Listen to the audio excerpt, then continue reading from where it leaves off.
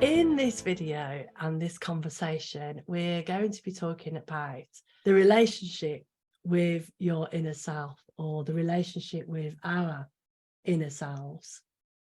I want to speak about this subject from quite a pragmatic point of view, because it's something that's very close to my heart, in that it looked like a struggle.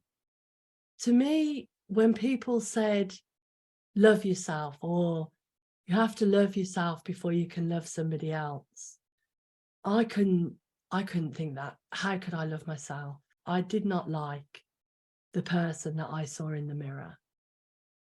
I didn't like the shape or the look of the person that I saw in the mirror, but I also rarely looked into the eyes of that person in the mirror, because to me, what I saw beneath the vibrant, energetic, bubbly personality was broken and damaged. And how can you love that? You know, that's what I used to think. I'd look and I'd think, how can you love that? And for a really long time, I actually realized later on that I didn't even look into my own eyes. You know, I'd brush my hair and do my makeup and get out of that mirror as quickly as possible, and avoid mirrors at all costs. How we find that inner self is bespoke to everybody. So you can't find it by listening to what I did and then doing what I do, or listening to what Derek did and do what he does, or Dazzle or Mark or anybody else on here. It will be bespoke to you, and you almost can't find it by looking. I didn't have a good relationship with my father. I grew up in a very traumatic, violent household, neglected, abused, just everything really. That continued all my life. So even though I wasn't living with my father, I was petrified of him. So whenever he contacted me, which he did from time to time, I would get all sorts of feelings of fear and wanting to please and wanting to be loved and anxiety and a whole cocktail of unhappy feelings. And we'd have our interactions, and on and off over the years. Some of those would be nice and some of them wouldn't be so nice. So even into my 30s, my dad was a bully, to say the least. I was 39 years old. I was about to have a hysterectomy. I had enormous fibroids in my body that had to be removed.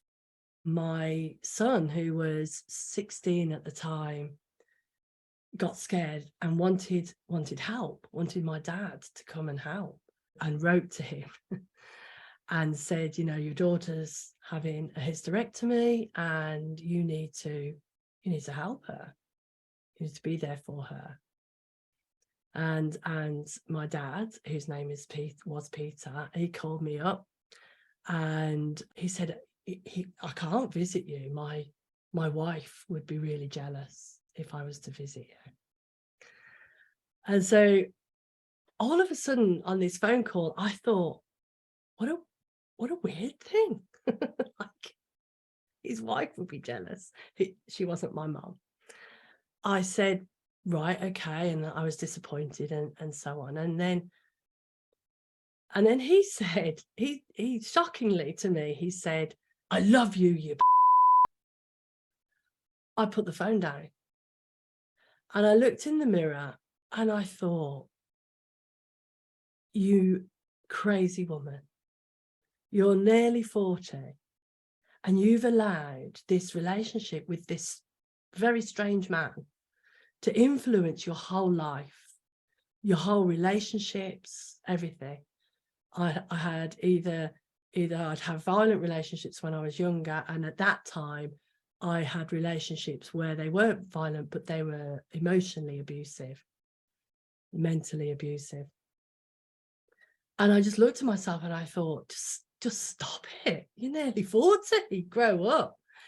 And overnight, I stopped attracting abusive people. Only nice people came into my life. Only kind people, people who wanted to be nice to me or, you know, treat me well. I was really shocked because all my life I'd thought those were the only men that I could be with. Fast forward a few years, we'd moved, me and my son had moved, we've moved to another location, and Peter Bennett, who was my dad, didn't know where we were, but he tracked me down and he was dying of cancer and he wanted a relationship and he wanted to be forgiven. He wanted to, his words were, I want you to be 3 again and we'll start again. He asked me to come back into his life. He asked me to be around. And I remember when I made the decision, I had the sort of night of the long knives. And I thought, if I do this, I've got to do it with an open heart. I've got to go in and see him for himself. I didn't know anything about any understanding. I just knew that I needed to go into it with an open heart. And so I did. And it was a rocky 5 months. We both tried. My son tried. We tried to have a relationship with him. We even went to Australia to see our family. All 3 of us and the several girlfriends that he had all tried. But it was hard, and you can't just wipe away 40 years. We all struggled in our own different ways. So anyway, he got sicker, and the 3 girlfriends that he had, I put them onto like care duty as he got sicker. So different girlfriends looking after him at different times. And one of them, and he lived about 30 miles away from me, and one of them called me up and said, I think you better come. I think he's really ill. So I went along, and he was still being an old goat, you know. He was like stroppy with everybody and throwing his toys out the pram, but he was dying. I could see that. My internal project manager switched on, so I got him sorted out, got him into hospital, you know, went through all the forms, all of these things. I didn't know so many things about him. I didn't know what faith to put down, you know, things about him that I just had no idea. Anyway, we went through all this process, and he was there, and people came and visited, and little girlfriends came and wiped his mouth, and they were all loving over him. And I looked at him and thought, it's horrible. Like, how can they bear to touch him, this gnarly old goat in the bed? But I was just doing what needed to be done, really. And there came a point where the doctors called me in and asked me to sign the do not resuscitate forms. And I thought, I don't even know this bloke, and I've basically got to let him die. But anyway, they said, you know, that was the best thing to do, so I did that.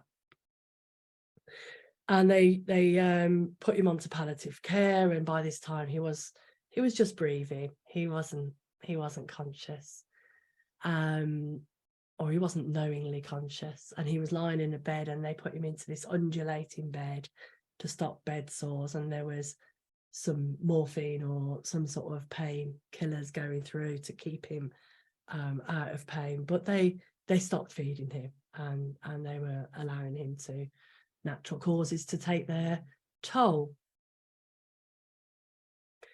And when I'd packed his bag to take him to the hospital, I'd swooped up a book off the bedside table. Everything had settled down. I'd been in the hospital now, you know, around about 48 hours, 50 hours. And I sat beside his bed, and I said, right. And I knew that he had been fighting the cancer. You know, he felt like his work wasn't finished. In his older years, he was only 60, by the way, but in his older years, he'd repented. He'd realized that he hadn't been a very good person, and he'd done all sorts of things, all sorts of therapies, and he wanted to find peace before he died. He thought he could fight the cancer somehow, and he somehow it wasn't a case of being positive. It was more of a, it was him. It was more of a, right, no, you bugger, I'll get you. With the cancer, he wasn't peaceful at all. So I sat beside him. I said, right, I'm going to read whatever this claptrap is in this book. I'm going to read it to you because you've obviously been reading it. It was this book, Change Your Thoughts, Change Your Life, by Dr. Wayne Dyer, Living the Wisdom of the Day. And I'd never ever seen this before. So I just opened it at different pages and read him different verses. And I said, I'm going to read to you till you let go, because you need to let go. It's okay. And you're not alone. I wanted him to know he wasn't alone. And it wasn't a daughter-father thing. It was a human-to-human thing, that's all. And I held his hand. And he lay there and I read. And my son texted me and said, how you doing? And he said, get some sleep. And I said, no, I'm okay. I'm going to stay with him until he's gone.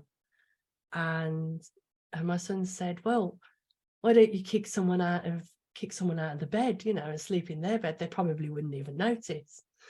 And so I told Peter Bennett this, and he laughed. I went, you just laughed. And I texted my son again and I said, he just laughed. And he said, well, he won't laugh when he finds out it's him you're kicking out, will he? So I told him and he laughed again. So I said, you old bugger, you can hear me. So I am definitely not leaving now. I'm going to read to you until you feel safe enough to let go. So you're stuck with me because you can't get away from me. So I held his hand and I read these verses and just paused, and the nurses came in and out. And at some point during the night, an overwhelming feeling came over me of being sorry for the relationship that was not had, and for the things that hadn't been said and things that had been said, and for whatever my part in it was. And so I looked at him and I said, I'm sorry. And he lifted his hand with mine in it and brought it up to his chest. And to me, it sounded like the air that came out of his breath said, I'm sorry too. But I don't remember now whether he actually did that or not. So I kept reading and there was no further reactions from him. He just kept breathing. And the next morning, all the tribe came, the family and the girlfriends and the various people who were also people from my past that I didn't really want to be with. And I went into his little toilet area, bathroom to wash up, because I'd been there 72 hours by now, with no sleep and no makeup. My hair was lank. You probably know what hospitals are like. And I went in and I looked in the mirror. And in the mirror was the most beautiful person I've ever seen in my life.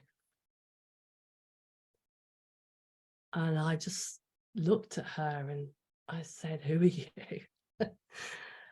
and the moment was gone. And later that day he died, and there's more stories around that. Now, I didn't know at the time, but the sense I make of it now was that was my true self. Beneath the barriers and the boundaries and the who I am and who I'm not. And in the moment, the magical moment of forgiveness between us, two human beings, my true self somehow showed itself to me. and I saw my essence in a glimpse. And that's what started this journey for me of finding out about the innate health, of working with people in prison, of mending my relationships with my family, my son in particular. That's what started that journey. And I am so grateful that I got to see her. Of course, that's not the only way to see our true selves. But the fact that it's there, because I knew when I saw that, I knew if I see pure essence in me, it's in everybody.